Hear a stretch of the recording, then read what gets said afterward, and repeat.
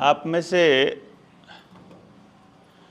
कितने लोगों की पूरी मान्यता अपनी रूढ़ी प्रथा पे है? आप में से कितने लोगों की पूरी मान्यता अपनी रूढ़ी प्रथा पे है? बिल्कुल, मतलब कोई डाउट नहीं है। जो भी हम अपने आदिवासी जीवन जी रहे हैं उसमें,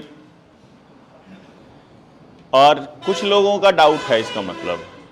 अब मैं किसी ऐसे व्यक्ति से जानना चाहूँगा जो ये मानता है कि जो हमारी रूढ़ी प्रथा है, जो हमारा आदिवासी समाज है, उससे बेहतर नया विकास है।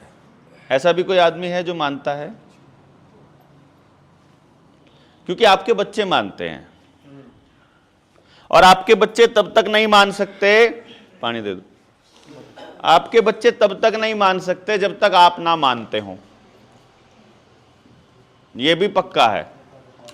मतलब आपके बच्चे उस बात को बिल्कुल अपने जीवन में अपना लें, यह केवल तभी संभव है जब आप लोग उसको मानते हो। हम जहां रुके हुए हैं वहां पर हमारा सुबह ही सामना हुआ एक माँ से, जिसने अपने छोटे से शायद 2 साल के बच्चे को, या 2 साल का 2.5 साल का बच्चा होगा, उसको मोबाइल दिया हुआ है। इसका मतलब है कि वो माँ मान रही है कि वो मोबाइल जो है वो उस बच्चे के फायदे के लिए है। माँ अपने बच्चे को कोई गलत चीज तो नहीं देगी ना। मतलब मैं ये मान के चल रहा हूं कि कोई भी माँ अपने बच्चे को गलत चीज नहीं देगी। और अब मैं ये देख रहा हूं कि, आप बैठ जाइए, अब मैं ये देख रहा हूं कि मोबाइल का असर क्या हो रहा है इंसान के ऊपर, बच्चों के ऊपर। मैं सिर्फ ये मोबाइल का मैंने एग्जाम्पल इसलिए लिया, उदाहरण ये लिया, ताकि आप लोगों को मैं ये बात बताने में कामयाब हो जाऊं कि आप हमसे लगभग 30 साल पीछे हो। तो मतलब पीछे, मतलब जो आज आपके गांव में मैं देख रहा हूं, जिस तरह का जीवन शैली मैं आपके गांव में आज देख रहा हूं, वो जीवन शैली मेरे गांव में 30 साल पहले हुआ करती थी। तो आज मेरे गांव को बाकी जगह पर विकसित गांवों में गिना जाता है कि ये तरक्की कर चुका गांव है। इसका मतलब यह हुआ कि यदि आपका गांव जैसे चल रहा है वैसे ही चलता रहा तो अगले 5, 7, 10 साल में आपका गांव हमारे जैसा बन जाएगा। तो यही मतलब हुआ ना। यह मैं इसलिए अंदाजा लगाया कि विष्णु भाई ने मुझे बताया कि जब मैं यहां 10 साल पहले था इस इलाके में, तब 10 साल पहले यह आदिवासी समाज बिल्कुल अलग था। और जब से यहां मोबाइल नेटवर्क आया है, जब से यहां टीवी आ गया है, जब से बिजली आई है, तब से अलग हो गया है, तब से बिल्कुल बदल गया है।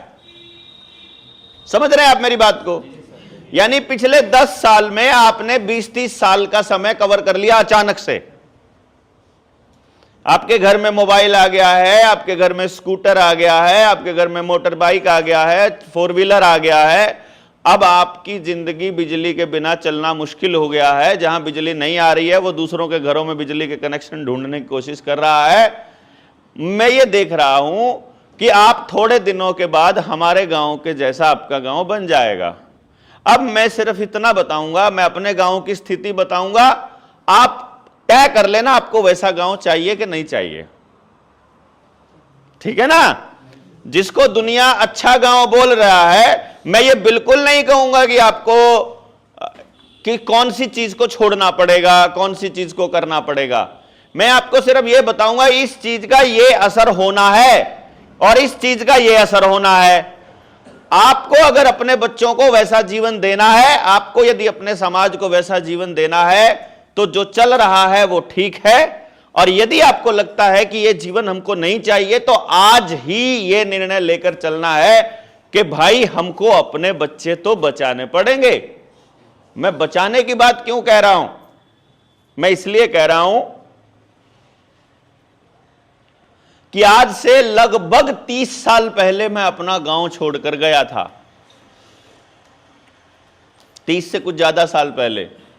और किस लिए छोड़कर गया था कि मेरे गांव में जो स्कूल था वो 10वीं तक का था, तो आपके गांव में 5वीं तक का होगा या फिर नहीं होगा।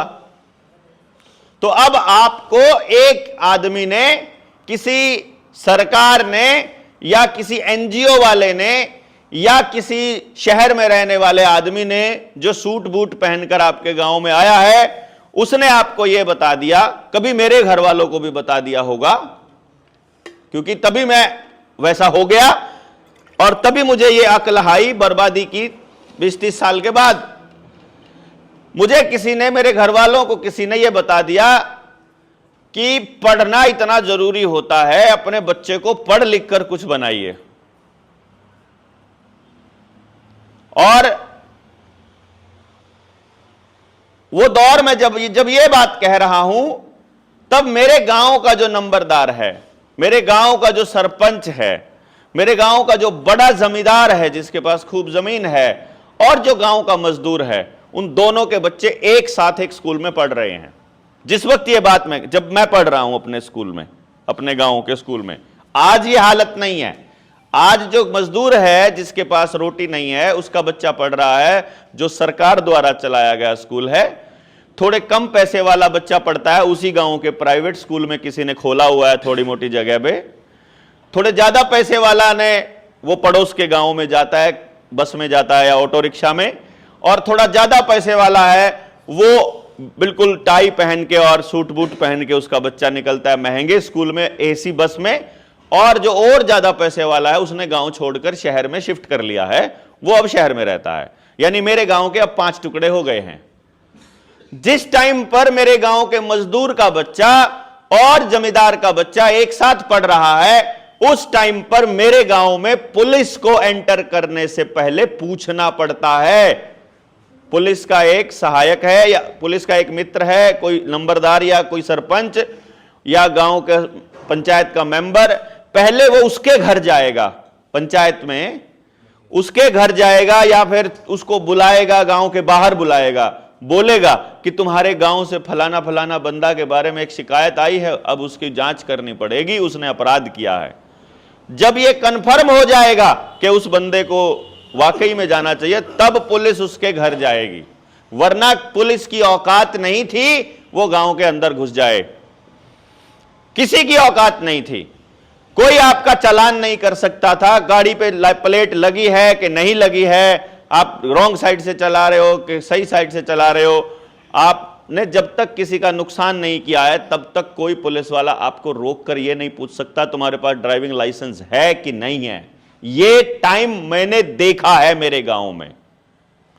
और फिर हम जैसे लोग, हमारे परिवारों ने सोचा कि बच्चा पढ़ लिख कर कुछ बन जाएगा, इनके खेतों में तो कुछ रखा नहीं है, यहां तो गरीबी के अलावा कुछ नहीं है, क्योंकि हमको ये बताया गया कि जो तुम्हारी वेशभूषा है, जो तुम्हारा रहन सहन है, वो गरीबी की निशानी है। हमको ये बताया गया कि तुम जो ये छप्पर डाल करके बैठे हो, ये गरीबी की निशानी, और अमीरी का मतलब पक्का मकान है।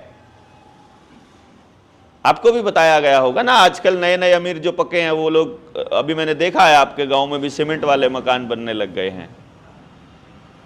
और दीदी बता रही थी कि सीमेंट वाले मकान में जो जगह है उसमें जब बैठते हैं तो वहां बैठा नहीं जाता है, दम घुटता है, वहां से फिर हमको उसमें उसी में आना पड़ता है, अपने परंपरा वाले में।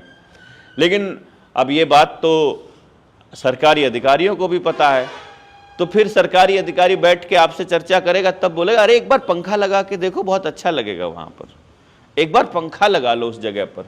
फिर पंखा लगा लेंगे, फिर पंखे से बात नहीं बनेगी तो कूलर लगा लेंगे कभी बहुत ज़्यादा गर्मी में, फिर एक दिन एसी भी लगेगा। मेरे गांव के हर घर में लगा हुआ है, उस गांव के हर घर में लगा है जहां कहीं पंखा भी नहीं होता था। कभी अगर बहुत ही ज्यादा गर्मी का कोई 1 या 2 महीना होता है, पूरे 12 साल तो 12 महीने तो नहीं होते ना गर्मी के, वो जो 1-2 महीना होता है उसमें हाथ से काम चला लिया करते थे। और वो भी खेत में काम करने का समय होता था, खेत में जी तोड़ मेहनत कर रहे हैं और ऊपर धूप है, तो धूप में मेहनत करने के बाद जब आदमी बैठता है, गर्मी सर्दी कुछ पता ही नहीं है, उसको नींद ऐसे टक से आ जाएगी। उसको क्या फिक्र है कि नहीं, वो पेड़ के नीचे भी सो जाएगा, खेत की मेड़ पे भी सो जाएगा, थोड़ी सी छाया देखी वहां सो जाएगा, ऐसे हो रहा ना, उसको कोई फिक्र नहीं। अब मैं जो बता रहा हूं वो ये है कि मुझे मेरे गांव वालों को, मतलब मेरे बड़े को, मैं तो उस टाइम बच्चा हूं जब मैं गांव से पढ़कर जा रहा हूं, तो ये बताया कि ये बच्चा जब बाहर जाएगा तो पढ़ लिख लेगा और कामयाब हो जाएगा। हर माँ बाप चाहता है उसका बच्चा कामयाब हो जाए, तो ज़रूर आपके माँ बाप भी ऐसे कहते होंगे आपको कि पढ़े बिना बात नहीं बनेगी, पढ़ लिख कर कुछ बनना पड़ेगा। और हमें हमारे घर वालों ने ये नहीं बताया कि पढ़ना क्यों है। असल में पढ़ाई पढ़नी थी कि अब जब आपके ऊपर पुलिस वाले डंडा चलाते हैं, जो आपकी जमीनों को कब्जा करने का खेल खेलते हैं, जो आपके साथ में षड्यंत्र रचते हैं, वो षड्यंत्र ना रच पाए इसके लिए आपने बच्चों को पढ़ा लिखा कर उसकी समझ दे दो, मकसद तो था ये। लेकिन बच्चों को समझा दिया ये कि तुमको पढ़ लिख कर नौकरी करनी है, क्योंकि उसमें पैसा मिलता है, उसमें पैसा मिलता है, और जो काम करते हो खेत में उसमें पैसा नहीं मिलता है। और खेत में काम करने के बाद जो फसल है उसकी कीमत सरकार ने देख रखी है। सरकार का आदमी कह रहा है कि जो धान है या गेहूं है या जो दाल है वो इस भाव बिकेगी, भाई 25 रुपया किलो बिकेगा कि 30 रुपया किलो बिकेगा, ये तो सरकार तय कर रही है ना। आपको लगता है वही भाव है उसका, आपको लगता है वही कीमत है उसकी। एक बार सोच कर देखो, अगर वो मिलनी बंद हो जाए तो क्या कीमत है? अनाज मिलना बंद हो जाए तो क्या कीमत है उसकी? उसकी कोई कीमत नहीं लगा सकता है, क्योंकि तब आपका बच्चा भूखा मर रहा है। तब उस अनाज से बना हुआ बिस्किट या ब्रेड या पाव रोटी या कुछ भी मिल जाए, आप मतलब फट से लोगे और खिलाओगे उसको। और ये सारी चीजें सड़ा कर बनती हैं। हम जो बनाते हैं, अपना जो पारंपरिक खाना बनाते हैं, वो जिस तरह से पकाते हैं वैसे नहीं बनती हैं। और जब जहां जिस देश में आज तक भूखमरी आई है, जहां भी अनाज की किल्लत हुई है, वहां यह समस्या रही है। तब देखा उन्होंने कि अनाज की क्या कीमत है, और पूरी दुनिया के लोगों को कंट्रोल किया जा सकता है अगर उनके पास अनाज काबू हो जाए तो। और अनाज काबू करने के लिए जमीन काबू करना जरूरी है, और जमीन काबू करने के लिए जमीन से इस आदमी को दूर करना जरूरी है, और जमीन से दूर करने के लिए जमीन के काम से दूर करना पड़ेगा, और जमीन के काम से दूर करने के लिए इसको दिखाना पड़ेगा कि जमीन वाले काम में कोई फायदा नहीं है, इस वाले काम में फायदा है। वो बिजनेस हो सकता है, धंधा हो सकता है, नौकरी हो सकती है, वो लूटपाट हो सकती है, वो गांजा चरस बेचना हो सकता है, वो दारू बेचना हो सकता है, वो और कुछ करना हो सकता है। वो दिखाया जाएगा आपको कि पैसा जो है वो इस काम में है, असली संपदा इस काम में है। तो आपके आसपास जो पक्के मकान होंगे और बढ़िया बड़ी गाड़ी होगी, और जितना भी मोटा पैसा दिखाई देगा वो केवल गलत काम करने वाले लोगों के पास दिखाई देगा। होता है कि नहीं होता? कोई भी नेक नियति से अपना जीवन जीने वाले आदमी के पास पैसा दिखाई नहीं देगा। तो हमको क्या लगेगा? हमको क्या लगेगा कि ये जीवन उनका सफल है जिनके पास बहुत सारा पैसा है। जब वो आके आपको वीडियो दिखाएगा कि भाई देखो मैं जहाज से चलता हूं, मैं नहीं ऐसे स्कूटर मोटरसाइकिल से चलता हूं, इतना पैसा हो गया है, तो आप मतलब देखने वाले को क्या लगेगा, जिसने कभी जहाज में उड़कर नहीं देखा है, कि यार ये ऊपर कैसे उड़ता होगा, ये तो यार बड़ा मजा करता होगा, ये तो बहुत मजे की चीज होगी। लेकिन वो आपको ये नहीं बताएगा कि जब आप जहाज में उड़ते हो और जब उतरते हो तो जो दिमाग का और शरीर का संतुलन है वो कितना खराब होता है। और जो कान के पर्दे हैं, इसके अंदर जो लिक्विड है वो हिलने की वजह से कान ऐसे टक टक बोलता है, और अगर ज़्यादा हवाई जहाज में सफ़र करो तो आपका परमानेंट डैमेज हो जाता है। ये नहीं बताएगा वो कभी भी, क्योंकि वो क्यों बता दिया तो गड़बड़ हो जाएगी। उसने तो आपको सिर्फ इतना बताना है, वो आपको ये तो बताएगा कि मेरे पास बड़ी गाड़ी आ गई है। उस बड़ी गाड़ी में वो सारा दिन घूमता रहता है तो पीछे से उसका परिवार बर्बाद हो चुका है, वो ये नहीं बताएगा। वो ये नहीं बताएगा कि उस सारा दिन सफर करने की वजह से उसका शरीर भी खत्म हो चुका है, डैमेज हो चुका है। वो आपको बताएगा कि तुमको मेहनत करनी पड़ रही है सुबह से लेकर रात तक, तुम्हारी तो जिंदगी भी खराब है। वो मेहनत को जिंदगी खराब करना बोल रहा है, और हमको भी ऐसा महसूस होने लग ही जाता है। क्यों? वो कह रहा है मेरे पास तो इतना महंगा मोबाइल है, मैं तो इसमें जो सा चाहे प्रोग्राम चला सकता हूं। आपको लगता है यार मेरे घर में तो टेलीविजन भी नहीं है।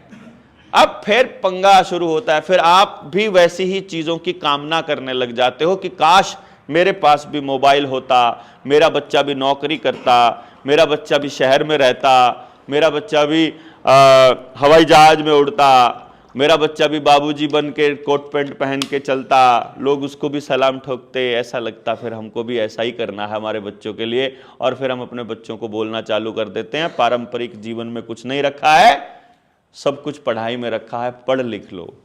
हमको भी ऐसे ही बोला हमारे घर वालों ने कि पढ़ लिख लो। फिर हम पढ़ने लिखने के लिए शहर आ गए। हमें शहर में रिश्तेदारों के यहाँ रहने के लिए छोड़ दिया गया, और हम वहाँ पढ़ाई करें, और पढ़ाई करके फिर हम कुछ साल के बाद में नौकरी लग गए। सारे गांव में खुशियां मनाई गई, घर वालों ने लड्डू बांटे। लेकिन फिर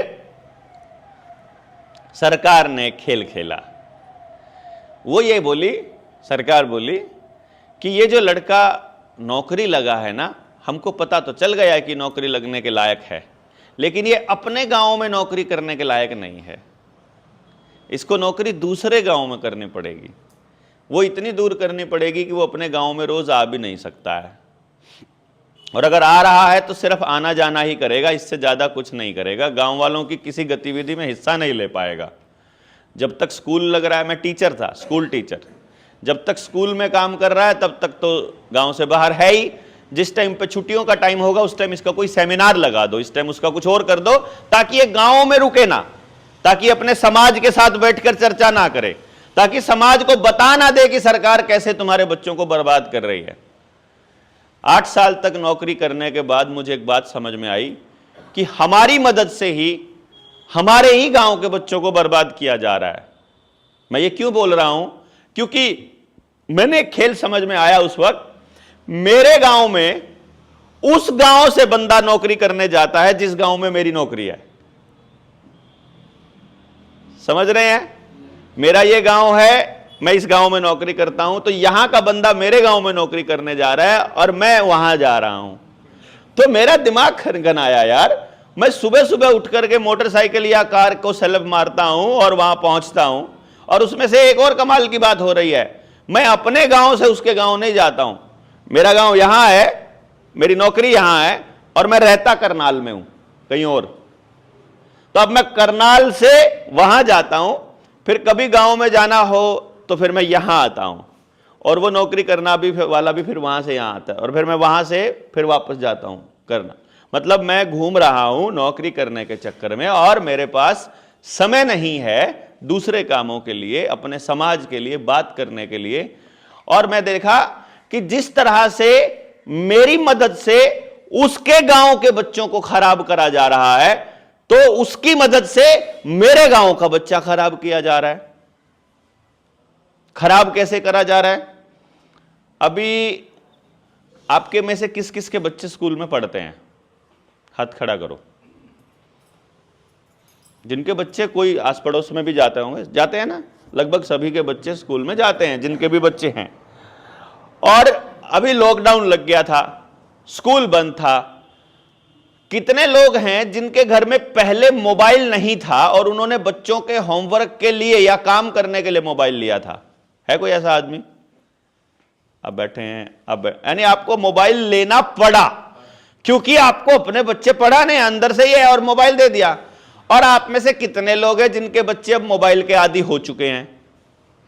करना पड़ेगा हाथ खड़ा, नहीं तो मानना पड़ेगा कि हमने ये काम कर दिया है, गड़बड़ हो चुकी है। हो गया ना?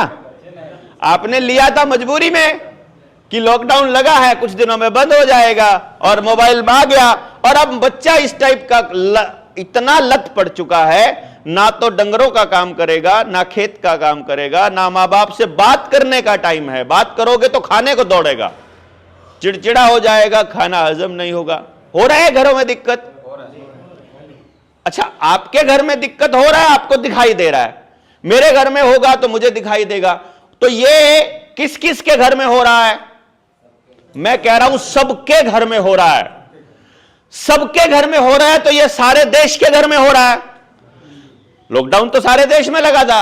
अगर ये सारे देश के घर में हो रहा है तो क्या आपके नेता को पता नहीं है? उसको पता है। आपके मास्टर जी को पता नहीं है? उसको भी पता है। जिस कंपनी ने ये बनाया है उसको नहीं पता है क्या? उसको भी पता है। उस मोबाइल में क्या आता है ये उस कंपनी के मोबाइल बनाने वाले को भी पता है, उस मोबाइल नेटवर्क वाले को भी पता है। उस यूट्यूब पे जो आता है, फेसबुक पर जो आता है, इंस्टा पे जो आता है, अश्लील वीडियो जो आपके बच्चों को परोसी जाती है, जो गंदगी परोसी जाती है, जिसकी वजह से आपका पूरा आदिवासी समाज खराब होने की कगार पर है, वो परोसा जा रहा है। ये बात उनको नहीं मालूम है कि आपका समाज खराब हो रहा है, या पता है? उनको पता है। अगर उनको पता है तो इसका मतलब वो तो आपके समाज को खराब करना चाहते हैं। आपको भी पता है तो मतलब आप भी अपने समाज को खराब करना चाहते हैं। भाई आपको पता है कि इससे गड़बड़ हुई है, आपको पता है कि ये हो रहा है। और मैंने कल सुना था, मेरे वहां पर कल हमारा बोकारो में वो पेटरवार में हमारा वो था कार्यक्रम था, ट्रेनिंग थी 3 दिन की। उस ट्रेनिंग के अंदर एक मैसेज आया हुआ था कि हमारा एक गांव है, वहां पर 70-80 गांव हैं वहां पर, जहां 70-80 हजार लोगों की आबादी है, मतलब 200-300 गांव, जहां नेटवर्क नहीं है और स्कूल नहीं है और बिल्कुल पारंपरिक तरीके से लोग रहते हैं। वहां के कुछ लोगों ने डिमांड करी है सरकार से कि अगर सड़क नहीं तो वोट नहीं, मोबाइल नेटवर्क नहीं तो वोट नहीं, बिजली नहीं तो वोट नहीं। मैंने कहा लो, ये और अपनी बर्बादी मांगने आ गए। अब अगर आप लोग सोचो, मैं आया हूं दिल्ली के 100-150 किलोमीटर के दायरे से, मेरा गांव भी बिल्कुल आपके जैसा हुआ करता था। मैं आपको अपना गांव बताने आया हूं कि देखो ये सब होने से मेरे गांव में ये हुआ, आपको भी यही चाहिए तो आप भी तरक्की जारी रखो। अगर आपको नहीं चाहिए तो फिर इस पर बैठ के चर्चा करनी पड़ेगी। और फिर जो अभी गांव मांगने लगा है, फिर आप में से किसी ना किसी को वहां जाके बताना पड़ेगा, भाई 10 साल पहले आया था, हमारा ये काम हो गया है, मत मांगो ये। फिर वहां आपका विरोध होगा। विरोध कौन करेगा? ये बहुत काम की चीज मैं आपको बता रहा हूं, यह समझना इतना जरूरी है। आप सब लोग वेशभूषा से एक दूसरे को पहचान सकते हो अगर आपने पारंपरिक वेशभूषा पहनी हुआ है, पर अगर हम सब ने अंग्रेजों वाली पैंट शर्ट पहननी चालू कर दी, टी शर्ट और जींस पहननी चालू कर दी, फिर भी पहचान पाओगे कौन शहर का है कौन गांव का है? सबसे पहले उन लोगों ने आपकी पहचान खत्म करनी है। सबसे पहले वो ये देख ले कि इनकी पहचान खत्म हो जाए, ताकि बाहर से आया हुआ आदमी भी आपके जैसा लगे। नहीं तो बाहर का आदमी बिल्कुल अलग दिखना चाहिए। पहले क्या होता था, पहले बाहर से आया आदमी साफ दिखाई देता था, वो दिन में अपना तमाशा दिखा के जाता था, बात कह के जाता था, फिर गांव के लोग आपस में बैठकर चर्चा करते थे कि जो दिन में बंदा आया था वो ऐसा बोल रहा था, वो सारी बात सच नहीं है, हमने फलानी जगह देखा है वो गलत था, तो इसलिए इसकी बात को मानना नहीं है। तो पूरा गांव सर्वसम्मति से निर्णय ले लेता था कि बाहर के आदमी को क्यों चिंता है भैया आपकी? एक कंपनी का आदमी आ रहा है, वो कह रहा है हमें आपकी बहुत चिंता है, तुम्हारी तरक्की हो जाएगी, तुम्हारा ये हो जाएगा, तुम ऐसा जीवन जीने लग जाओगे। अरे भैया, तुम अपना काम छोड़ के हमको हमारी तरक्की बताने आए हो? बल्कि वो कहता मैं साथ लग के आपकी तरक्की करवाऊंगा, मेरे से तो नहीं होगा ये काम। जैसे मैं आपके बीच आया हूं, मैं आपको बता के तो जा सकता हूं, मैं आपकी तरक्की कराने में तो मदद नहीं कर सकता, क्योंकि मुझे तो अपनी करनी है। लेकिन अगर आपके उस काम में सामने वाले का फायदा ज्यादा होगा तो वो जान जान के आपसे करवाएगा। और अगर आप लोग उसकी बात को नहीं मानोगे तो फिर वो क्या करेगा? फिर वो आपके बीच में से ही कोई लालची, कोई सत्ता का भोगी, कोई अय्याश, कोई नशेड़ी ढूंढेगा आप में से ही। उसको पैसा मिलेगा, तुमको ये सब दे देंगे। तुमको केवल अपने गांव में इस बात का प्रचार करना है कि बहुत अच्छे लोग आ रहे हैं, जो हमको फसल बढ़िया कैसे होगी वो बताएंगे, बच्चे बढ़िया कैसे पढ़ेंगे वो बताएंगे, ये सब काम कैसे होगा ये बताएंगे। और फिर आपका गांव इंतजार करेगा शाम को या दोपहर में उस बंदे के आने का। हो रहा है ऐसा कुछ? आपके आसपास ये हो रहा होगा ना? हमारे यहां ये पहले हुआ है। और जब बाहर के आदमी की एंट्री नहीं देंगे तो वो आपके ही आदमी को एनजीओ बनवा देंगे, किसी संगठन में पदाधिकारी बना देंगे, किसी जगह पर पावर दे देंगे। क्योंकि ये मैंने नागालैंड के, आसाम के क्षेत्र के कुछ साथी अपने से जुड़े हैं अपने जनता सरकार मोर्चा में, वहां के साथियों ने बताया था। उन्होंने ये बताया कि पहले हमारे यहां जो आर्मी और पुलिस है उसकी एंट्री बैन थी, उनके एरिया में एंट्री बैन थी कि कोई भी जाता था तो वहां के आसपास के लोग उसको छोड़ते नहीं थे। अब गेम खेला उन्होंने क्या खेला कि भर्ती निकाली पहले कि कलेक्टर की भर्ती निकलेगी, हैं? जैसे आपका मुख्यमंत्री शिबू सोरेन बना दिया, ठीक है ना? इधर से राष्ट्रपति जो है वो द्रौपदी मुर्मू बना दी। जिस दिन द्रौपदी मुर्मू बनी थी ना राष्ट्रपति, मेरी फेसबुक वॉल पे मैंने लिखा था कि अब आदिवासियों की खैर नहीं। क्यों?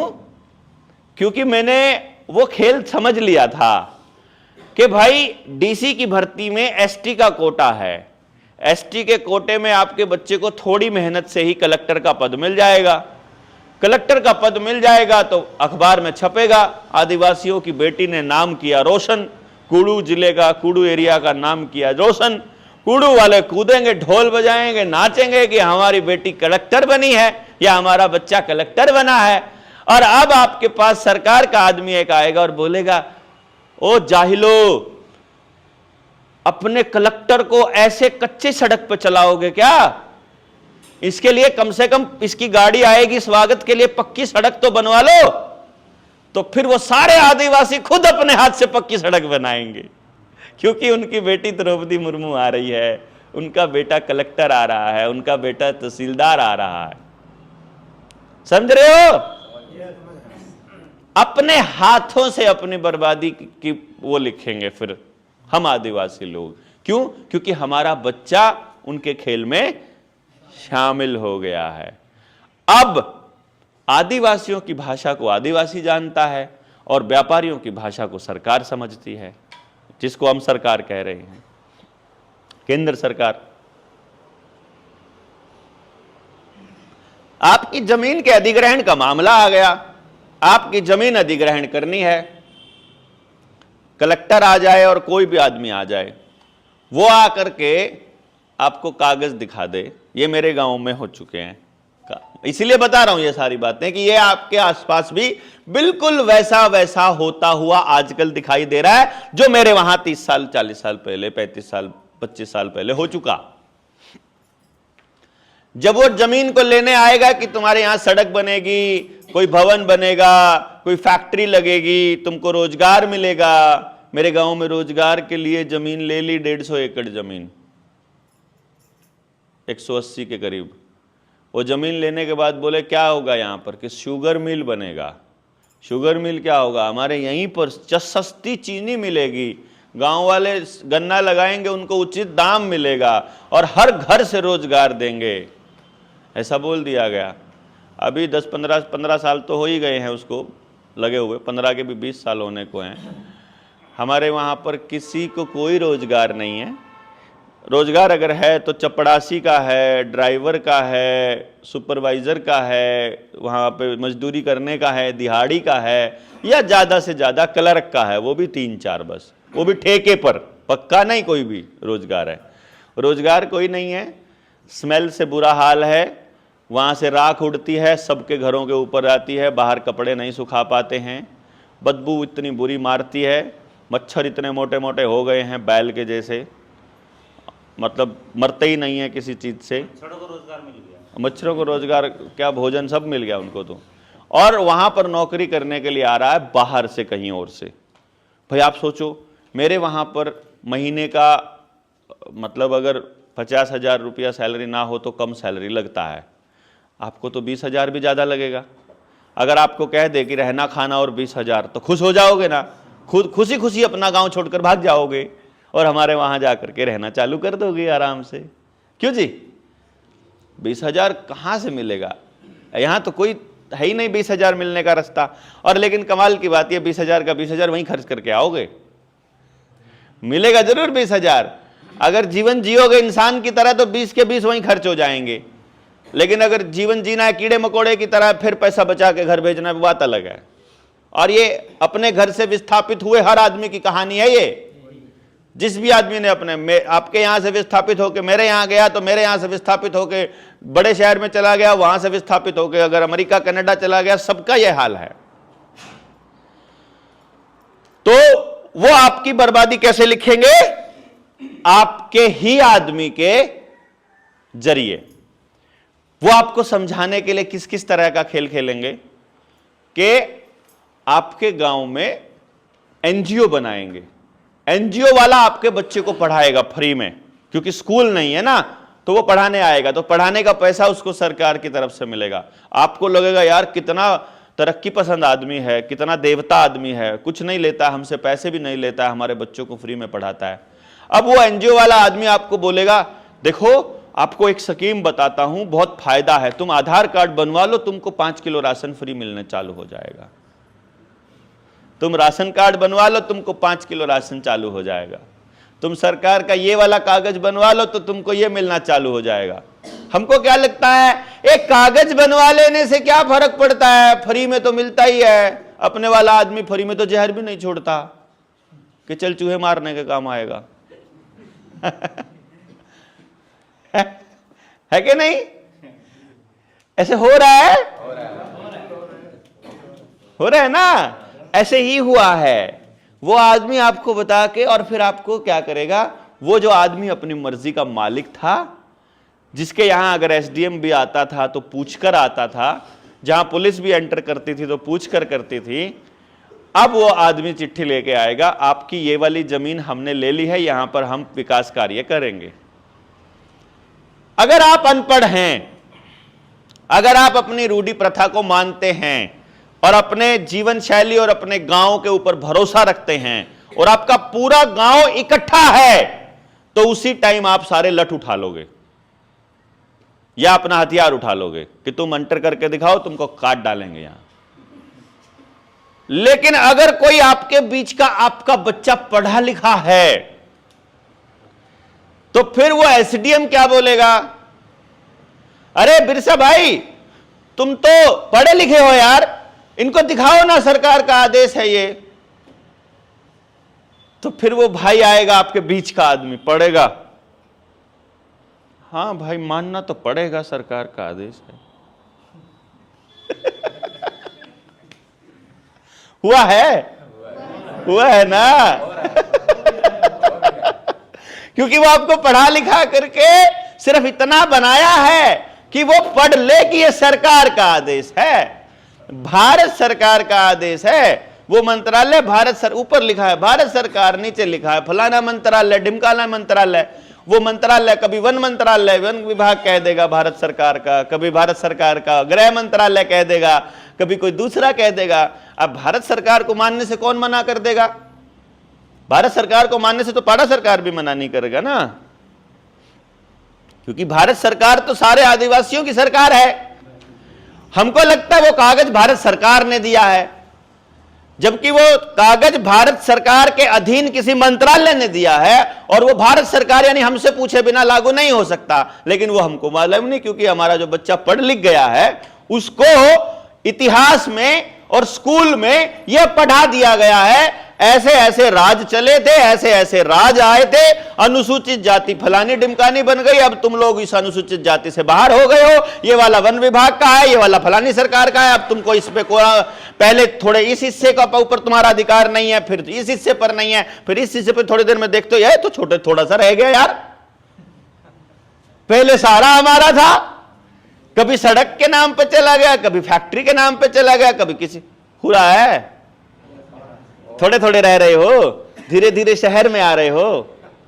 अभी क्या करेंगे, आपके गांव को नहीं छोड़ेंगे, छेड़ेंगे, इसको शहर बना देंगे, तो क्या करेंगे, ये थोड़ी जमीन और नगर पालिका में आ गई है, ये जमीन और नगर, चारों तरफ से नगर पालिका को बढ़ाते जाएंगे, सेक्टर काटते जाएंगे। अब वो जमीन जो आदिवासियों की थी वो नगर पालिका में आ गई, अब वहां टैक्स नगर पालिका के हिसाब से लगेगा, अब वहां जमीन के रेट बढ़ गए हैं भैया। आपको लगेगा तरक्की हो रही है क्योंकि जमीन के रेट बढ़ रहे हैं, तो आप भी इंतजार करोगे हमारे वाला कब आएगा नगर पालिका में, है ना। तो आपका बच्चा पढ़ने के लिए बाहर गया था, मैं गया था, मैं वापस आज तक नहीं लौटा।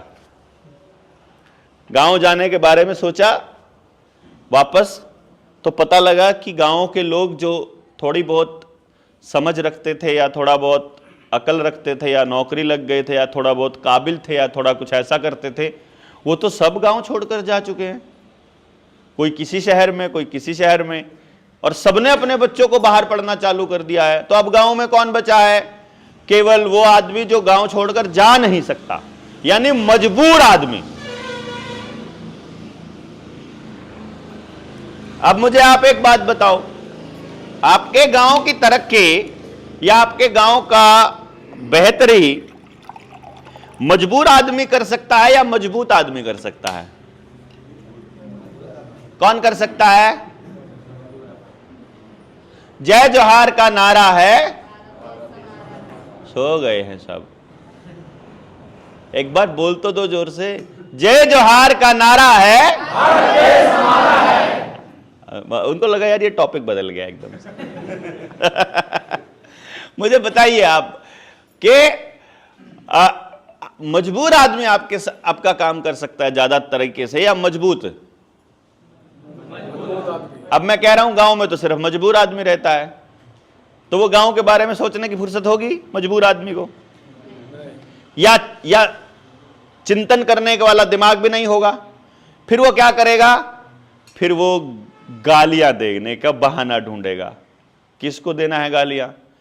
ये मोबाइल ने नाश कर दिया, ये टीवी ने नाश कर दिया, ये बिल्कुल नाश हो गया है, सरकार ने कर दिया, कि फलाने ने कर दिया, कि किसी ने भी कर दिया, बस वो बोलेगा मैंने नहीं किया, बाकी सब ने कर दिया, है ना। और वो ये नहीं देख रहा है मोबाइल लाकर किसने दिया था, टीवी लाया कौन था, वो खुद ही लाया था ना अपने घर में। जो जो चीज का सत्यानाश हुआ था वो कौन लाया था? खुद लाया था।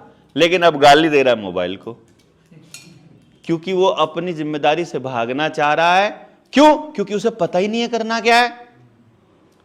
सबसे बड़ी बात यह, उसको पता नहीं है करना क्या है, उसको सिखा दिया गया है कि जो तुम कर रहे हो ये एजुकेटेड आदमी का, शिक्षित आदमी का, अमीर आदमी का, अच्छे आदमी का काम नहीं है, ये तो गरीब आदमी का काम है। अब हम भी गरीब तो दिखना नहीं चाहते भैया, रहना तो अमीर ही चाहते हैं। भाई गरीब से गरीब आदमी भी जब कि बारात में जाएगा तो अपने जो सबसे बढ़िया कपड़े वही पहन के जाएगा, और एक बार तो पूछेगा घरवाली से, देखो जरा कैसा लग रहा हूं। क्यों भाई?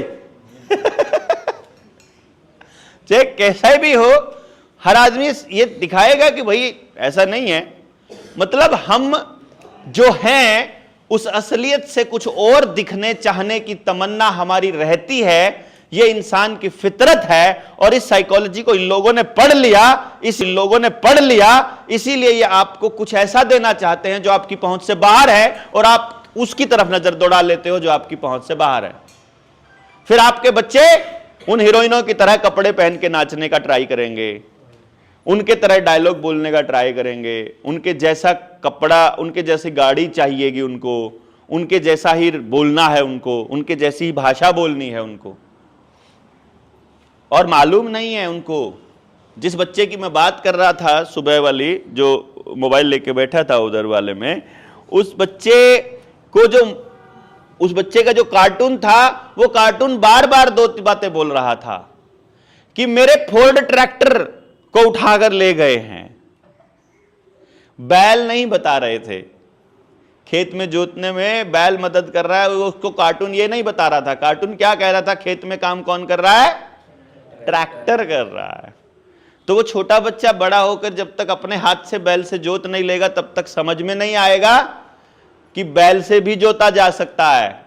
लेकिन क्योंकि आपका बच्चा तीसरी क्लास, 3 साल का 5 साल का होते ही स्कूल जाना चालू कर देगा, तो वो फिर बड़ा स्कूल में चला जाएगा। फिर आप बोलोगे काम करने की जरूरत नहीं है, पढ़ लो, तुम पढ़ाई करो बस, खाली तुम ध्यान पढ़ाई पर रखो।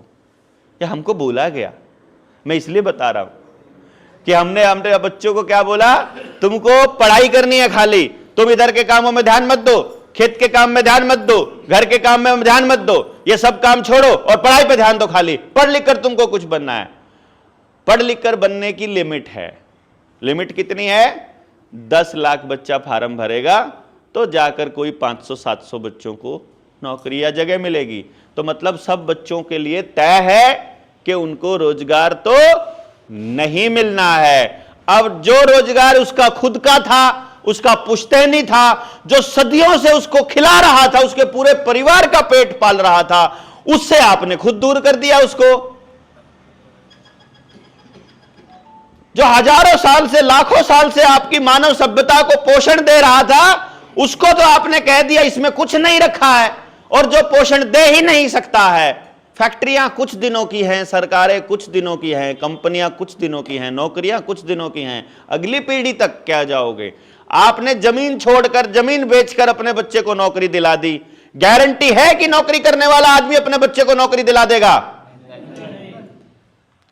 लेकिन जमीन की गारंटी है कि बाप के मरने के बाद पूरे परिवार को खिला देगी, उसके मरने के बाद अगली पीढ़ी को खिला देगी, और उसके बाद अगली पीढ़ी को खिला देगी, और खिलाती रहेगी, कोई कमी नहीं आएगी। जब तक उसमें बीज डालते रहोगे तब तक वो खिलाती रहेगी आपको। बीज इतना सा डालना है, पूरे परिवार को खिला देगी। ये जमीन की गारंटी है। और ये बात मेरे एरिया का आदमी नहीं समझ पाया। मुझे पता नहीं आप कितना समझ पाओगे। वो नहीं समझ पाया तो उसने अपना बच्चा पढ़ने के लिए शहर भेज दिया। वो नौकरी ढूंढ रहा था, जिसको नौकरी मिल गई वो नौकरी के लिए चला गया, वापस अपनी जमीन देखने आया ही नहीं, ठेके पर दे दिया, बटाई पे दे दिया, जैसे मर्जी दे दिया।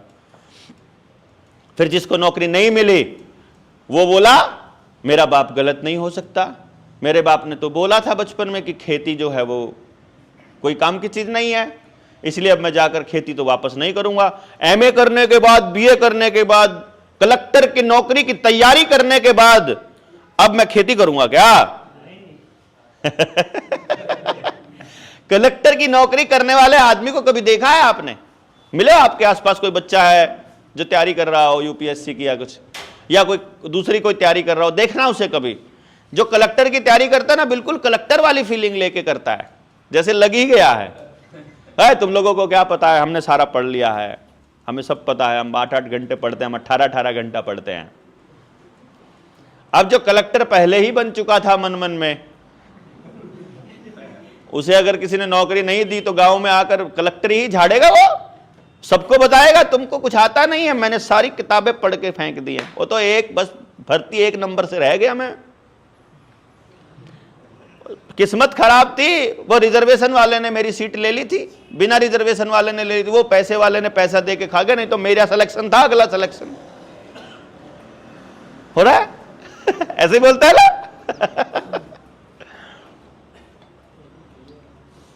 अब ये तय है कि वो आकर अपने पुश्तैनी काम को हाथ नहीं लगाएगा, और सिखाई नहीं है तो बिल्कुल कैसे करेगा।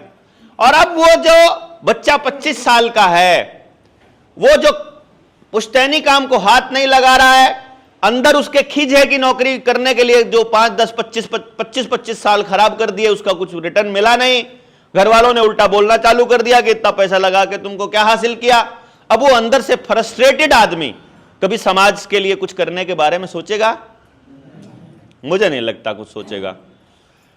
अब जब वो कुछ नहीं सोचेगा तो पूरा दिन बैठे बैठे या तो वो मोबाइल पर काम करेगा या किसी लैपटॉप कंप्यूटर पर या टीवी देखेगा, और जब वो ऐसा काम कर रहा होगा तो अपने से छोटे सारे बच्चों को संदेश दे रहा होगा कि ये काम भी करना होता है।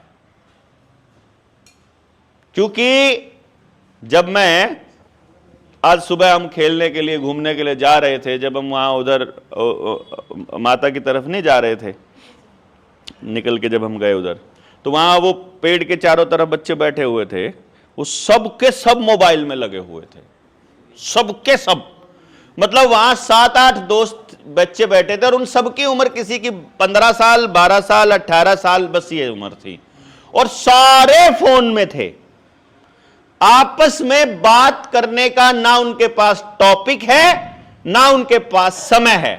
अब मुझे ये बताइए, वो मोबाइल आपने बनाया है क्या?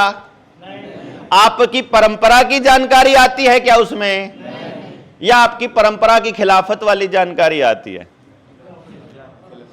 जिसने बनाया है अपने मतलब के लिए बनाया है, जिसने बनाया है अपना एजेंडा आपको देने के लिए बनाया है, आपका एजेंडा पास करने के लिए, आपका एजेंडा पूरा करने के लिए तो उसने मोबाइल नहीं बनाया है। तो आपका बच्चा आपका एजेंडा सीख रहा है या उनका सीख रहा है? तो बड़ा होने के बाद आपका साथ देगा कि उनका देगा? तो अगली बर्बादी के लिए तैयार हो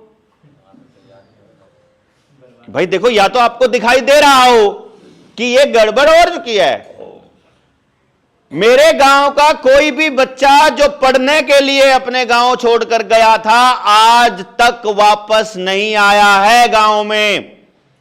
तो सब जवान लड़के गांव छोड़कर जा चुके हैं, और जो अगली पीढ़ी का बच्चा था जिसको नौकरी यहां नहीं मिली, उसने बोला मुझे तो विदेश जाना है। उसने अपना जमीन जितना था बेच करके वो कोई अमेरिका चला गया, कोई कनाडा चला गया। अब मेरा अगला सवाल ये था गांव वालों से कि गांव में अब बचा कौन है? तो पता चलता है कि जो पैसे वाले या जमीन वाले जो तबका था, उन सब के बच्चे विदेश में चले गए हैं। यानी जो अपने आप को अमीर और समझदार बोलते थे, अब उनके बुजुर्ग, बूढ़ा कहीं अकेला है, कहीं बुढ़िया अकेली है, कहीं दोनों बूढ़ा और बुढ़िया है, बस 2 ही लोग हैं। अगर वो बीमार पड़ जाएं तो दवाई देने के लिए भी पड़ोसियों को बुलाना पड़ता है। परिवार पूरी तरह से खत्म हो चुका है। ये मैं अपने तरक्की वाले गांवों की बात बता रहा हूं, जहां पर सारी सड़कें पक्की हैं, नालियां पक्की हैं, मोबाइल टावर गांव के अंदर है, बिजली 24 घंटे रहती है, हर मकान पक्का है, हर घर के अंदर एसी लगा है, लेकिन हर घर के अंदर इतना बड़ा डब्बा दवाइयों का भी रखा है, हर घर के अंदर है। हाँ, और आप आदिवासियों बीमार होने चालू हुए हैं 2019 के बाद। पिछले 3-4 साल में बीमार होने चालू हुए ना, या उससे पहले भी बीमार होते थे? तो किसकी वजह से होते हो? वो जो केमिकल शरीर के अंदर डाला गया है।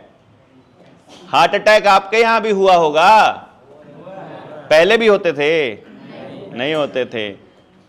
तो ये वो कहते हैं कि कोरोना के बाद से होने लगे हैं, हम बताते हैं कि कोरोना की वैक्सीन के बाद से होने लगे हैं। आपको पता, अब ये किसने दिया था वैक्सीन? केंद्र सरकार ने। तो केंद्र सरकार आपके फायदे के लिए काम करती है, इसका मतलब केंद्र सरकार की जितनी योजनाएं हैं इतना ही फायदे की होंगी जरूर जितना वैक्सीन था। ये याद रखना है, जितने फायदे की स्कीम, जितने फायदे की योजना केंद्र सरकार की वैक्सीन वाली थी, उतने ही फायदे की स्कीम फ्री का अनाज देने वाली है, उतने ही फायदे की स्कीम आपके गांव में नल देने की है, उतने ही फायदे की स्कीम आयुष्मान कार्ड की है, उतने ही फायदे की स्कीम आपके गांव में फ्री में टॉयलेट बनाने की है, उतने ही फायदे की स्कीम आपको फ्री में पैसा देने की है, पेंशन देने की है, आपके बच्चे की पढ़ाई वर्दी स्कूल बनाने की है, उतने ही फायदे की है। क्योंकि केंद्र सरकार आपका कितना फायदा चाहती है ये बात आपको समझ में आना चाहिए कि जब आप अपने फायदे के लिए कोई भी चिट्ठी लिखते हो, कोई भी मांग करते हो, कोई ज्ञापन देते हो, कोई आवेदन देते हो, कभी भी आपकी जरूरत को देख करके निर्णय नहीं लिया जाता है। लिया जाता है नहीं। आपको तो डंडा करना पड़ता है, तो उनको मजबूर होकर के थोड़ा बहुत बीच बचाले का काम करना पड़ता है, वरना वो आपके लिए काम करने के लिए नहीं बैठे हैं। उनका अपना एजेंडा है, उनका एजेंडा पक्का है। उन्होंने क्लर्क अपने बना रखे हैं, मास्टर अपने बना रखे हैं, पुलिस अपनी बना रखी है, फौज अपनी बना रखी है, समझाने वाले अलग बना रखे हैं और उन सबको फायदा देते हैं। हमारे पास क्या क्या है अपना? हाँ जी, मास्टर हमारे पास अपना है कि उनका लाना पड़ता है? उनका लेकर आओगे तो उनकी बात बताएगा कि आपकी बताएगा? उनकी बताएगा तो आपका बच्चा उनके हिसाब से चलेगा कि आपके हिसाब से चलेगा? तो कितने साल और बचा लोगे अपनी प्रथा को, जब उनके मास्टर जी, उनकी पढ़ाई, उनका तरीका, उनका एजेंडा ही चलाने के लिए बैठे हैं। केवल वो आदिवासी आज बचे हुए हैं जहां एंट्री नहीं है, जहां स्कूल नहीं पहुंचा, वरना जहां स्कूल घुस चुका है, आप में से भी बहुत सारे लोग 5 किलो अनाज के लिए लाइन में लगते होंगे पक्का। और भिखारी आदमी थोड़ी ना राजा होता है यार। एक तरफ कहते हो हम पाड़ा सरकार, एक तरफ कहते हो हम आदिवासी रूढ़िवादी प्रथा वाले राजा लोग, एक तरफ अपने आप को राजा बोलते हो, सरकार बोलते हो, दूसरा 5 किलो अनाज के लिए लाइन ऐसे हाथ पसारते हो। तो दोनों डबल स्टैंडर्ड हो गया ना है? भिखारी आदमी कभी आंख में आंख डाल के बोल पाएगा? और मैं मर्जी का मालिक तब हूं जब मेरा खाना और मेरा पानी किसी और के हाथ में नहीं है, और मेरी व्यवस्था के लिए, मुझे न्याय करने के लिए, मेरे गांव में, मेरे परिवार में 2 लोगों का झगड़ा हो जाए तो मुझे उसका निपटान करने के लिए मुझे किसी तीसरे आदमी के पास ना जाना पड़े। वहां पर मैं राजा हूं। मैं मेरे गांव में निर्णय ले सकता हूं, अगर उसका फैसला कर सकता हूं। अगर हमको अपने फैसले लेने के लिए पुलिस के पास ही अगर एप्लीकेशन देनी पड़ती है, FIR ही लिखवानी पड़ती है, बस हो गया काम। फिर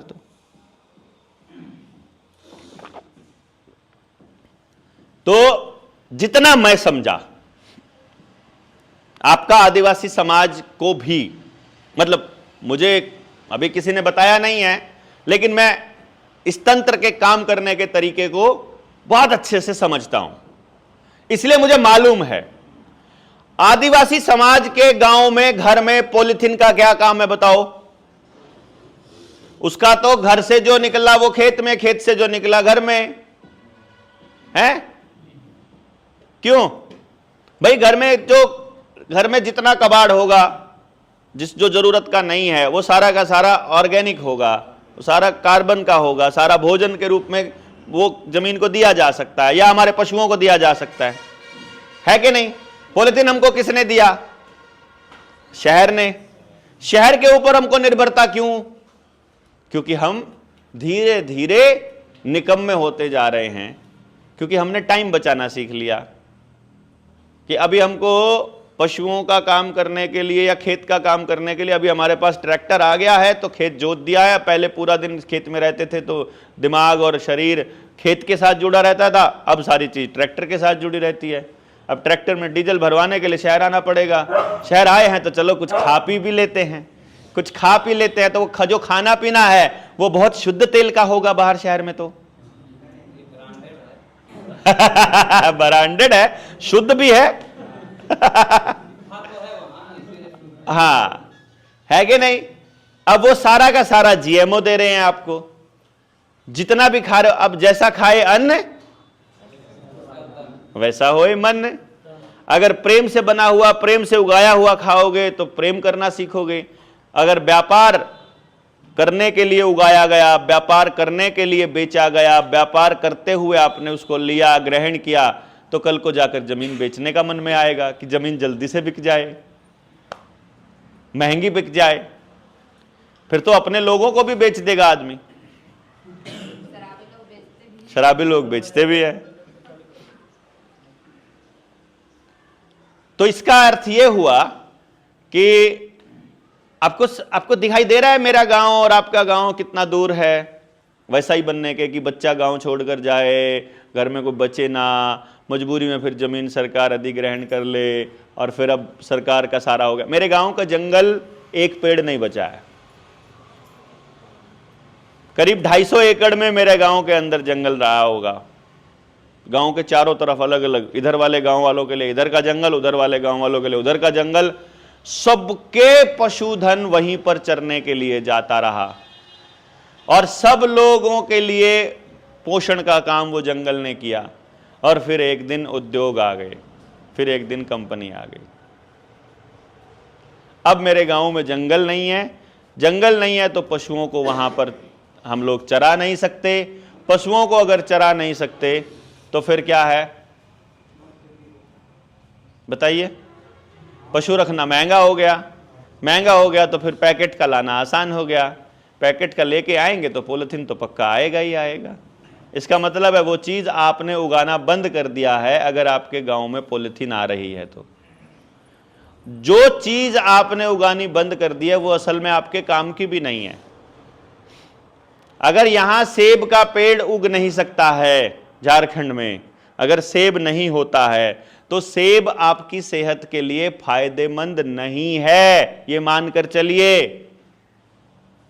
लेकिन हमको अमीर दिखने के लिए सेब खरीद कर लानी होगी, ये बताया गया है कि फ्रूट सलाद होगा तो बात बनेगी। बीमार होते हैं तो फल लाते हैं। वो फल का काम क्या है? फल का काम है आपको थोड़े में ही ज्यादा फाइबर दे देना।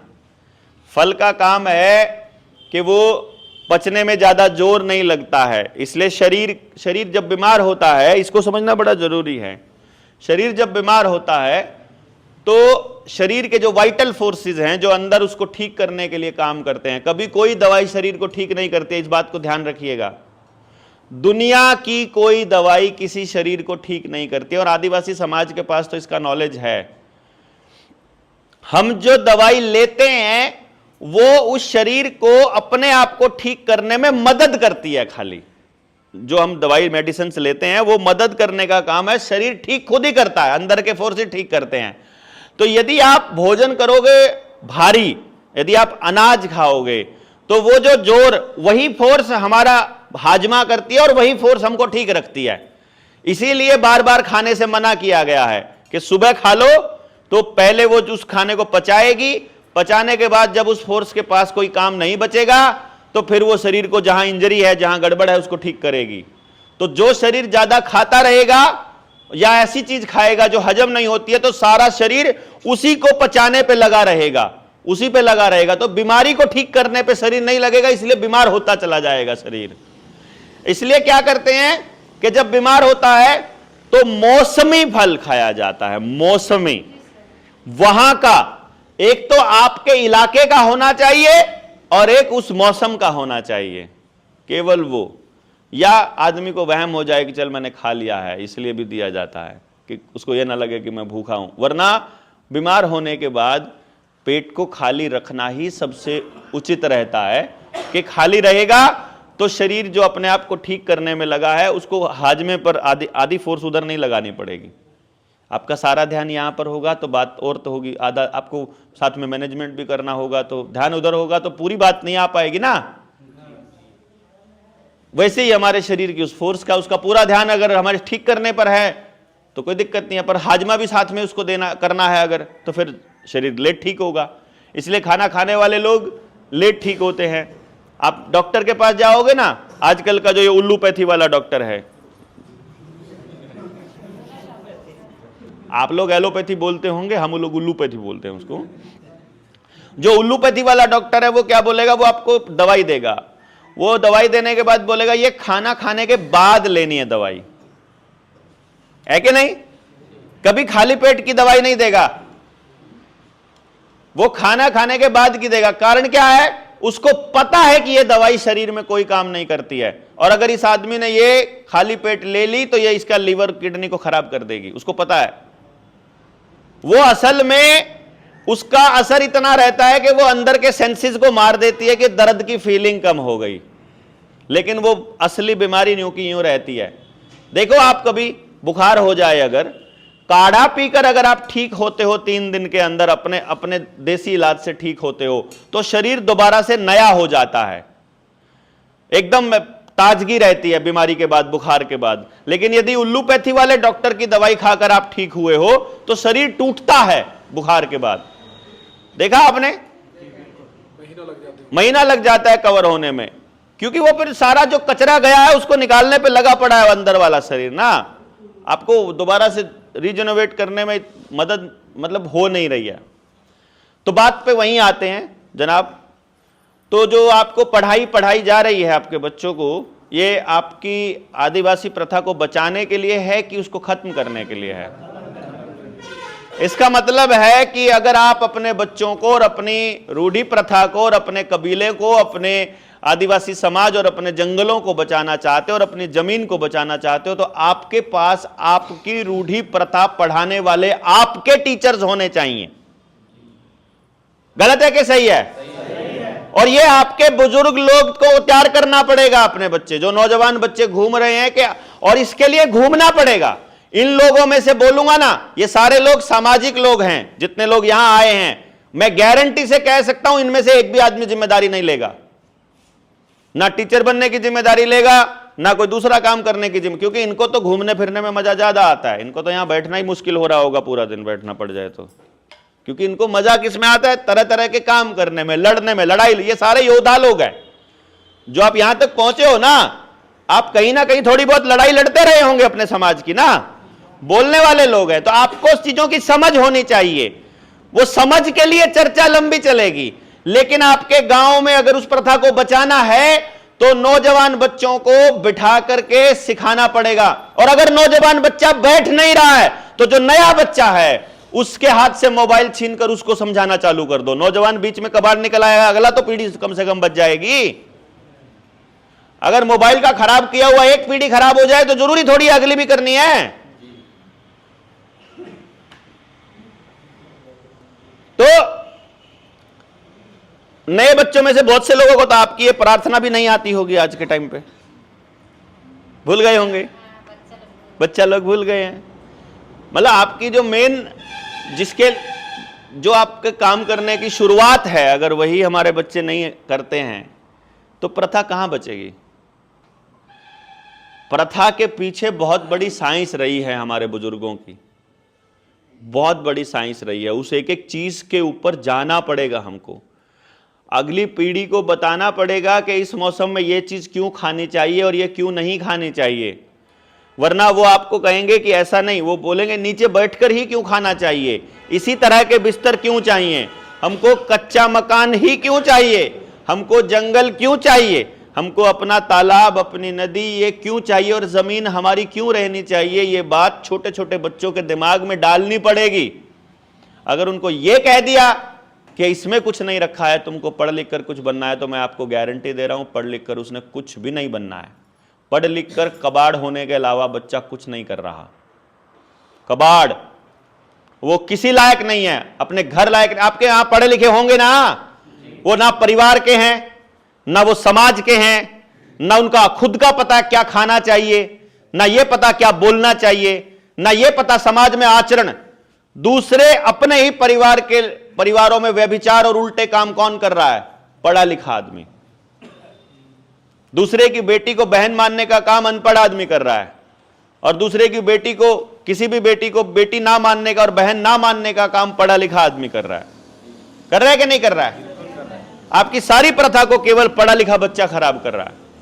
तो इतना तो समझ जाओ, कॉमन सेंस लगा लो कि भाई ये पढ़ाई आपके लिए नहीं है, ये जिसने बनाई है अपने लिए बनाई है।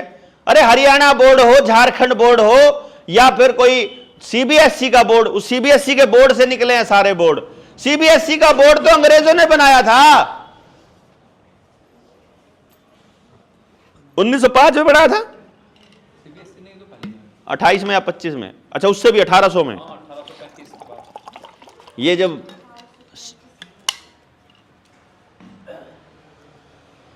डलहौजी जब गवर्नर जनरल बना, डलहौजी ने, जब वो 1800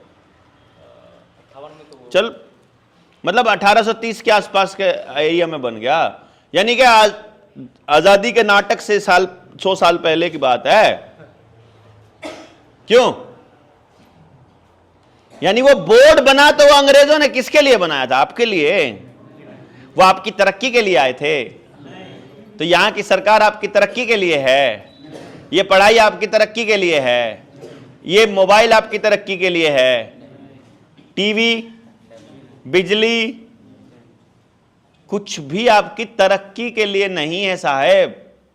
वो कह रहे हैं बिजली से, गाड़ी से जल्दी से पहुंचा जाएगा। चल ठीक है, जल्दी से पहुंच के करोगे क्या? अगली फिल्म ही तो देखोगे, है? जल्दी जल्दी मोटर से काम कर लिया तो फिर उसके बाद अगला एपिसोड ही तो पूरा करना है। हाँ जल्दी है, जल्दी करके करे। जब वो आराम से बैठा है तब क्या कर रहा है? फोन के अलावा कुछ कर रहा है?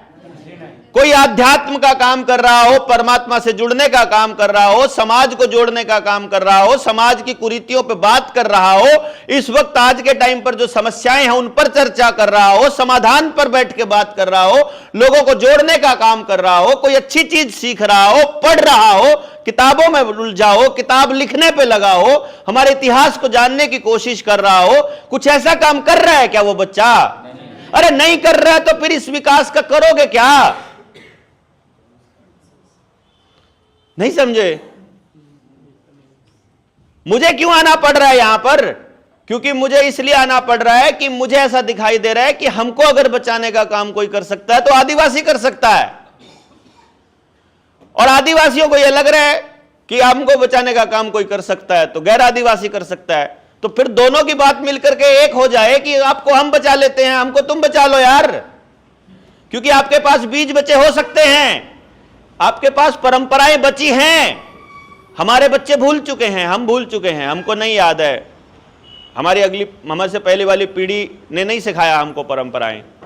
तो हम आपसे परंपराएं सीख लेते हैं, हम आपसे जान लेते हैं प्रकृति के वो राज। अगर आपके पुरखों के में कोई बचा हो तो वो हम समझ लेते हैं। प्रकृति को समझने का, कुदरत को, धरती को जुड़ने का ये रास्ता हम लोग निकाल लें किसी तरह से, वापस दोबारा से जंगल लगाने की बात सोच लें, दोबारा से अपने बच्चों के लिए कुछ सोच लें, दोबारा अपनी जमीन को बचाने की सोच लें।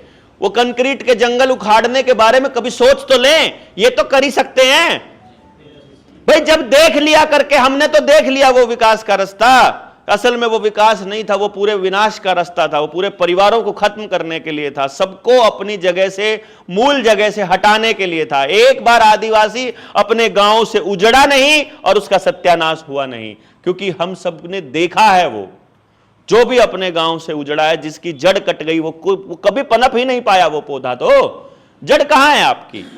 जहां आपके पुरखे रहे हैं, जहां का कोई कागज नहीं है, माइंड इट, जहां का कोई कागज नहीं है। ये कागज फेंकने होंगे, हमको भी फेंकने होंगे और आपको भी फेंकने होंगे। आपके लिए आसान है फेंकना, क्योंकि अभी आपका बचा हुआ है, आप तंत्र में जो गड़बड़ है उसको ठीक कर सकते हो, अभी इतना बुरा हाल आने से पहले कर सकते हो। लेकिन उसके लिए अंदर वो आग जगनी पड़ेगी कि भैया हमारे बच्चे तो गए, समझो गुलाम कन्फर्म हमारे वाले हो चुके हैं। कभी कोई पॉलिटिकल पार्टी का गुलाम है, कोई पैसे का गुलाम है, कोई सरकारों का गुलाम है। वैक्सीन लगाने वाला गुलाम आपको यह बोलता था हम क्या करें, हमको तो नौकरी करनी है, सुना होगा ना। पुलिस वाले को सही बात बताओगे ना कि हम रूढ़ी प्रथा से चलने वाले आदिवासी लोग हैं और ये हमारा जंगल है, ये हमारा गांव है, ये हमारी जमीन है, तुम नहीं यहां चल सकते, तो वो पुलिस वाला उस बात को जानता है, वो समझता है, लेकिन वो आपको बोलेगा हम क्या करें भाई, हमको आदेश आया है, हम तो नौकर आदमी हैं। वो आपको पकड़ना, आपको गिरफ्तार करना ऊपर से ऑर्डर आया है, उसको सब पता है। हम आपको क्या नॉलेज देंगे, आपको इस बात का तो नॉलेज है आपको क्या बचाना है। दिक्कत क्या है कि आपके बीच में ही इतने टुकड़े हो चुके हैं। मतलब कोई कह रहा है मैं इस वाली प्रथा से चलूंगा, कोई कह रहा है भैया हम पाड़ा वाले हैं, कोई कह रहा है हम भारत सरकार वाले हैं। पाड़ा वाले में भी बीच में होंगे कुछ ना कुछ अलग वाले, ये असली पाड़ा वाले हैं, ये नकली पाड़ा वाले हैं। मतलब मैं ये इसलिए कह रहा हूं क्योंकि हर संगठन जब भी संगठित होने लगते हैं और जब ताकत हाथ में आने लगती है तो जिनको और ताकत चाहिए होती है, कुछ लोग अपनी गद्दी के लिए अपने बाप का भी कत्ल कर देते हैं। रहता है ना, राज के लिए तो वो सब चलता है। तो वो राज जब आने लगता है, ताकत जब आने लगती है, तो अपने ही लोगों के बीच आपस में कत्लेआम मचना संभव है। लेकिन जब बात समझ के करी गई हो तो फिर नहीं होता है। और समझ के चलने के लिए भैया बहुत लंबे संघर्ष की जरूरत पड़ेगी। तो आप में से जिन लोगों को लंबे संघर्ष के लिए तैयार रहना है, जिनको लंबा संघर्ष करना है, उनको ये समझना पड़ेगा कि ये संघर्ष करना क्यों जरूरी है। इसलिए जरूरी है, आपके पास कोई रास्ता नहीं है तो बताओ। अगर इनके सिस्टम के हिसाब से चलोगे, गांव से भी हाथ धो बैठोगे, बच्चों से भी हाथ धो बैठोगे, परिवार से भी हाथ धो बैठोगे, और जंगल भी गया, और फिर आपके पास भीख मांगने के अलावा दूसरा रास्ता नहीं बचेगा। आज नहीं है हमारे पास भीख मांगने के अलावा दूसरा रास्ता। मेरे गांव की जब मैं तरक्की की बात कह रहा था तो मैं ये बताना भूल गया कि मेरे गांव में एक भी घर नहीं है जो कर्जे पे ना हो। सबकी जमीन बैंकों में कर्जे पर गिरवी पड़ी है, जिसका भी कागज बन गया। और अब तो उन्होंने घरों की भी रजिस्ट्री दे दी है, ऑनलाइन करेंगे हम घरों की भी रजिस्ट्री, यानी अब आपके घर भी नीलाम होने वाले हैं। घर नीलाम है, घर में पैसा है नहीं, तो मतलब सड़क पे आना तय है। सड़क पे क्या करेंगे, आके भीख ही मांगेंगे? सड़क पे खेती तो कर नहीं सकते, वो तो जमीन होगी तो खेती होगी, और जमीन से हम दूर कर रहे हैं अपने बच्चों को। तो अभी आपको अपने समाज में समाज को तोड़ने वाले घटक दिखाई दे रहे हैं, आपको आपके समाज को तोड़ने वाले घटक दिखाई दे रहे हैं। अब आपने जो मैंने बातें आपको बताई हैं, इससे आपको अंदाजा तो हो गया होगा कि आपके आसपास कौन कौन लोग हैं जो समाज को तोड़ने पे लगे हैं, कौन कौन लोग हैं जो जोड़ने पे लगे हैं, कौन कौन है जो रूढ़ी प्रथा को बचाने पे लगे हैं, कौन कौन है जो सरकार के हाथ में खेल रहे हैं। अब पहचान करके कम से कम जेन्युइन लोगों को बैठ करके इस पे चर्चा करके कि एक काम करते हैं, पहले चीजों को समझ लेते हैं।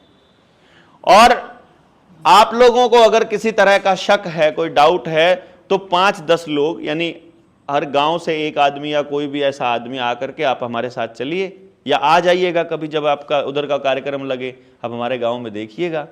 दिखने से बहुत तरक्की वाला गांव दिखाई देता है। लोगों की अंदर मानसिकता से कैसे जी रहे हैं वो थोड़ी पता है आपको। भाई देखो, आप ऊपर से दिखने में कितने ही चिकने हो, पेट खाली है, भूख लगी है, ये बात तो सिर्फ बता ही सकते हो आपके भूख लगी है भैया, है?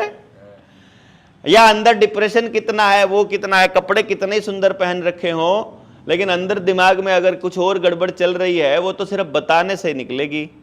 तो आदमी सिर्फ देख करके अंदाजा लगा ले कि ये सुंदर है, या ये अच्छा है, या ये बेहतर है, या ये तरक्की हो चुकी है, तो ये तो लाइन ही गलत है।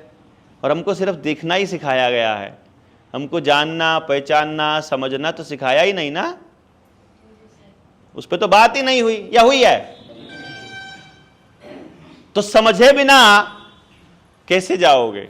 अंदर जाकर देखना पड़ेगा आपको। उस घर में, जिस घर से आपको बहुत उम्मीद है ना कि ये घर बहुत तरक्की कर चुका है, उस घर में 10 दिन बस भले ही एक्सपीरियंस लेने के लिए बोलो, साहब फ्री में काम कर दूंगा, तुम्हारी गाड़ी धो दिया करूंगा, तुम्हारा काम कर दिया करूंगा। 10 दिन उस घर में रहो तो सही, पता चले उस घर के झगड़ों का, उस घर के हालातों का, उस घर के डिप्रेशन का, दवाइयों का, बीमारियों का, उसकी हालत का पता तो तभी चलेगा ना जब उस घर में रहोगे।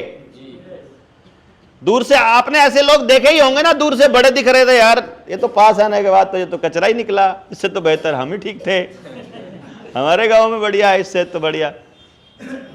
आप ज्वाइंट फैमिली में ज्यादा बेहतर तरीके से रह सकते हो। और आप भाई, आपको अपने कल्चर को अगर बचाना है तो आपको ये मोबाइल के ऊपर जो डिपेंडेंसी है ये बंद करनी पड़ेगी। समझ रहे हैं? अभी तक आप क्या कर रहे हैं, आप और हम क्या कर रहे हैं, मोबाइल के ऊपर निर्भर होते जा रहे हैं। मैं ये बिल्कुल नहीं करूंगा कि आपको मोबाइल का इस्तेमाल नहीं करना है, लेकिन असल में मोबाइल का इस्तेमाल आप नहीं कर रहे, आप मोबाइल का इस्तेमाल हो रहे हो। आप अपनी सारी जानकारी उसको दे रहे हो, आप सारा डेटा उसको दे रहे हो, सारी लोकेशन उसको दे रहे हो, सब कुछ दे रहे हो ना, अपना इंटरेस्ट भी बता रहे हो। जिस तरह के वीडियो आप देखते हो उससे वो मोबाइल वाला अंदाजा लगा लेता है कि ये आदमी लड़ने वाली फिल्में ज्यादा देखता है, ये आदमी अश्लील फिल्में ज्यादा देखता है, ये आदमी इस तरह की चीजें देखता है, उसके सामने वैसी ही चीजें आती रहेंगी। तो आप जबरदस्ती चिपके रहोगे, वो आपको आपके इंटरेस्ट की चीजें देता रहेगा। आप गूगल पे जो सर्च करोगे उससे अंदाजा लगा लेगा इस आदमी को किस चीज की जरूरत है, वो आपके सामने आ जाएगी। तो इसका इस्तेमाल इतना ही किया जाए जितना आपके लिए फायदेमंद हो। समझ रहे हैं ना? और ये स्मार्ट डिसीजंस जो हैं थोड़े समय के बाद आने चालू होते हैं। शुरू शुरू में तो जब मोबाइल लेता है ना आदमी, तो उसको इस बात की टेंशन रहती है कि फोन आ ही नहीं रहा पूरे दिन से यार किसी का, तो चल हम ही खड़का लेते हैं। और अगले को फोन अब बोला जाता है, खुलगा तुम फोन नहीं करते हो यार, तुम्हारे पास नंबर तो है, क्योंकि उसको अच्छा लगता है मेरी घंटी, मेरे फोन की भी घंटी बजी। फिर जब वो ज्यादा बजने लग जाती है तो फिर वो दुखी करने लगा, यार इसने दुखी कर लिया। और फिर इतना ज्यादा डिपेंडेंसी हो जाती है, फिर लगता है कि यार अब इसको छोड़ना मुश्किल है। लेकिन कुछ भी मुश्किल नहीं है। आप एक बार सोच कर देखना है कि यह आपके फायदे की चीज है कि आपके नुकसान की चीज है। अब आदिवासी समाज पे आ जाते हैं कि लेकिन कुछ भी मुश्किल नहीं है। आप एक बार सोच कर देखना है कि यह आपके फायदे की चीज है कि आपके नुकसान की चीज है। अब आदिवासी समाज पे आ जाते हैं कि भाई आपके गांव में वो पूरी तरह से एंटर कर चुके हैं और अब केवल उनको अंदर से गांव खोखला करना बाकी रहता है। अंदर से खोखला करने के लिए वो आपको कमजोर सबसे पहले करेंगे। कमजोर आदमी कौन होता है? कमजोर आदमी केवल वो होता है जो अपने किसी भी काम के लिए किसी दूसरे के ऊपर निर्भर हो। समझ गए? अपने खेत के लिए अगर आपको उस खेत को जोतने के लिए यदि आपको किसी के ऊपर निर्भर रहना पड़ता है, पहली कमजोरी वहां से आएगी। समझ गए? तो यानी जोतने के लिए आपको इंडिपेंडेंट होना पड़ेगा कि भाई हमें किसी की जरूरत ना पड़े। अगर कंपनी ने पेट्रोल डीजल नहीं दिया तो ट्रैक्टर नहीं चलेगा, गड़बड़ हो जाएगी। अगर पड़ोसी ने बैल नहीं दिया तो गड़बड़ हो जाएगी। तो अपना बैल हमारे पास होना चाहिए, कम से कम नहीं होना चाहिए तो थोड़ा थोड़ा करके हम अपने खेत को खोद सकते हैं, यह भी एक प्रोसेस है। नंबर 2, उसके ऊपर बीज डालना है, खेत के अंदर बीज डालना है अगली फसल के लिए। उसके लिए यदि आप कंपनी के ऊपर निर्भर हो तो अगली कमजोरी आ जाएगी। क्यों जी? बहुत जगह पर कंपनी का बीज आने लगा है। अभी भी आपके लोग भी कंपनी के बीज को ज्यादा पानी चाहिए। ज्यादा पानी के लिए आपको मोटर चाहिएगी, मोटर के लिए आपको बिजली चाहिएगी, और बिजली कंपनी की है। कंपनी आधार कार्ड मांगेगी। आधार कार्ड केवल और केवल शरणार्थियों का बना हुआ है, मालिक का आधार कार्ड नहीं हो सकता। क्योंकि आप मालिक हो, इसका कागज आपका कौन बनाएगा भाई? मालिक का कागज कौन बनाएगा? तो मतलब नौकर का, शरणार्थी का, बाहर से आए हुए आदमी का, या फिर मतलब कोई माइग्रेटेड आदमी होगा उसी का तो बनेगा ना कार्ड, उसी की तो पहचान। भाई जो आदमी वहां का है उसकी पहचान कोई और कैसे बताएगा? बताओ आप। आपकी जमीन की रजिस्ट्री तहसीलदार कर रहा है, क्या तहसीलदार उस जमीन का मालिक है? क्या तहसीलदार को वो जमीन उसके बाप ने दी है? क्या तहसीलदार यहां का मालिक है? जमीन का मालिक ना होकर के क्या वो यहां की व्यवस्था का मालिक है? तो उसको यह अधिकार किसने दिया है? रजिस्ट्री करा हम दे रहे हैं उसको, खामखाई जबरदस्ती अपनी गर्दन उसके हाथ में पकड़ा रहे हैं। आधार कार्ड बनवा के उसकी गर्दन अपने हाथ उनके हाथ में दे रहे हैं, अपनी गर्दन। बिजली लेकर उनके अपनी गर्दन उनके हाथ में दे रहे हैं। बिजली ले लो, इस्तेमाल उतना करो जितना हमको चाहिए। आप बिजली के ऊपर ही निर्भर हो जाओगे, क्योंकि आपको हाइब्रिड बीज अगर अपने खेत में उगाना है तो उसके लिए ज्यादा पानी की जरूरत पड़नी है, और ज़्यादा पानी आप बारिश के ऊपर निर्भर रहकर नहीं कर सकते, फिर आपको नदी से पानी लाना पड़ेगा, या तो मोटर डाल के, या फिर आपको ज़मीन में मोटर डालनी पड़ेगी, बोर करके आपको ट्यूबवेल लगाना पड़ेगा। और जैसे ही आप पानी के लिए यानी फसल के लिए बिजली पर निर्भर हुए, अब आप गुलामी के अगले दौर में प्रवेश कर चुके हैं, समझो। क्योंकि अब आपका भोजन उनके हाथ में हो गया। बीज उनके हाथ में होने का मतलब है भोजन उनके हाथ में होना, और पानी उनके हाथ में होने का मतलब है कंट्रोल उनके हाथ में होना। भोजन के बिना तो थोड़ा 5-7 दिन निकाल ही लोगे, पानी के बिना कितने दिन निकाल सकते हो? पानी, प्यास लगने के बाद तो आपको पानी चाहिए, चाहे किसी भी कीमत पर चाहिए, वो काम पानी ही करेगा। और अगर इस लेवल पर चले गए, क्योंकि ये एक दिन में नहीं होने वाला, मैं आपको बता रहा हूं। आपके यहां पर अभी भी कुआं देखा है मैंने, इस एरिया में कुएं हैं। मेरे गांव के सारे कुएं बंद हो चुके हैं, ऊपर से पत्थर की सील लग चुकी है, और अब वहां पर जो ट्यूबवेल है वो नहीं लगता है, अब वहां समर्सिबल लगता है। और समर्सिबल और पानी जो है वो कई जगह पर 800 से 1000 फुट तक जा चुका है। आपके यहां कितना है? 50 फीट पे है। मेरे गांव में जब मैं छोटा था, मेरे खेत में 35 फीट पे पानी था, ठीक है। और फिर एक दिन बिजली आ गई, और अब हमारे वहां 1000 फीट पे पानी है। हम बहुत अच्छा पानी नलके का पीते हैं, उसमें वो फ्लोराइड डालते हैं जिससे हमारी बुद्धि भ्रष्ट होती है। तो आप उसके लिए अभी तैयार है? आपके यहां नई नई बिजली आई है, अभी आती है ना फिल्मों में, वो टीवी में ऐड आती है ना। पहले हमारे यहां हम कुएं से पानी पीते थे, जोहर से भी पी लेते थे, ट्यूबवेल का पानी भी चुन्नी से छान कर भी पी लेते थे। ये जो परना हम रखते हैं 24 घंटे, ये छन्नी का काम भी करता है। हम वो पानी वो डाल के, उसमें कीड़े मकोड़े भी थे तो उसको रख करके पी लिया करते थे ना, कभी बीमार नहीं पड़ते थे। आजकल हम शुद्ध पानी पी रहे हैं, फिर हम सारे बीमार रहते हैं। तो अभी आपके यहां पर वो शुरुआत है। मैं ये इसलिए मेरा यहां आना प्रासंगिक है कि आपकी बर्बादी की शुरुआत है और हम बर्बाद हो चुके हैं।